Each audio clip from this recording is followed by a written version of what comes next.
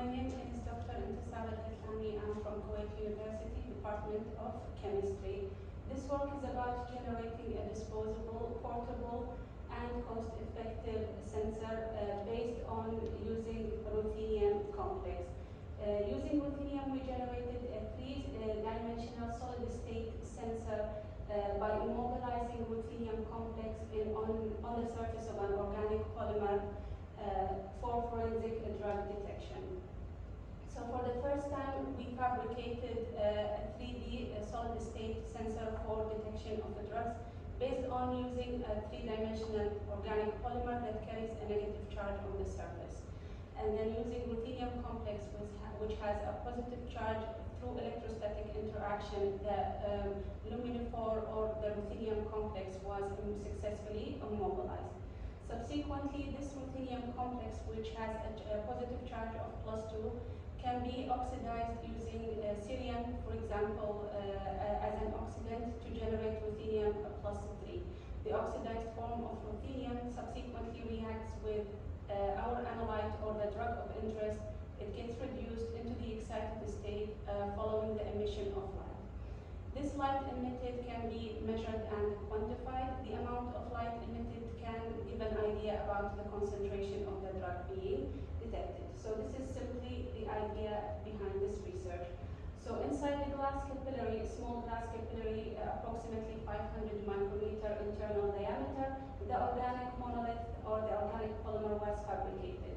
And then the ruthenium complex was also immobilized on the surface of this polymer.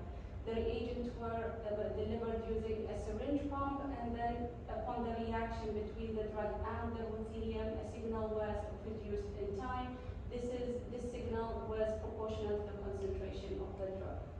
So the glass capillary was initially activated, and then a reagent was used to anchor the organic polymer onto the surface of the glass, and after that the ruthenium was introduced into the polymer through electrostatic interaction, and the solid-state sensor was prepared. Following the preparation, some characterization was carried out, followed by the detection of the drugs. The characterization included a range of analytical techniques performed. Most importantly, we used FTIR spectroscopy to study if the polymer was formed, and upon the disappearance of C double bond C at wave number of 1635, the disappearance of this peak indicated the successful fabrication of the polymer from the monomer. Then scanning electron micrographs were obtained for the pure polymer and compared with the SEM images of the polymer with the ruthenium immobilized on the surface, which indicated the presence of ruthenium didn't actually affect the morphology or the internal structure of the monolith. Also, the surface charge of this negatively charged monolith was studied using the isoelectric point, and it was determined to be 1.73. So below this value, or below this pH value, the polymer will be positively charged, and above this value, the polymer will be negatively charged, and we needed this value in order to immobilize the positively charged ruthenium.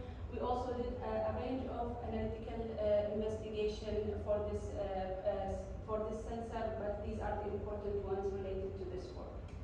Once the ruthenium was successfully immobilized, then optimization of the system was performed by studying several factors, including the effect of the oxidant, the concentration of the oxidant. Also, this reaction is performed in acidic medium, so the concentration of the acid or sulfuric acid was further investigated. And finally, the flow rate, because we are using a syringe pump, the flow rate also plays an important role. So the concentration of the oxidant was determined, and then also the concentration of sulfuric acid, or the correct pH, was 0.25, and then finally the flow rate of both the oxidant and the drug was determined to be 60 microliter per minute. Upon optimizing all these parameters, then the system was applied for detecting drugs. We initially detected oxalic acid as a model analyte, just to optimize the signal, and then calibration curve was obtained, and the concentration or the limit of detection was in the picomolar range. and then using this developed solid state sensor that is already optimized. We applied it for two types of drugs, methylpyrrolene and imipramine. Methylpyrrolene is actually an antihistamine, and imipramine is an anticyclic antidepressant, tricyclic antidepressant. And we also generated calibration curves for these two drugs with really good reproducibility and linearity. Also, limits of detection for these two drugs were in the picomolar range, and this is a really good limit of detection. So, in conclusion, successful development of a portable, disposable, and cost-effective solid-state sensor for the detection of a drug was generated and can be further applied to other types of drugs, and maybe also for a biological sample that contains also drugs of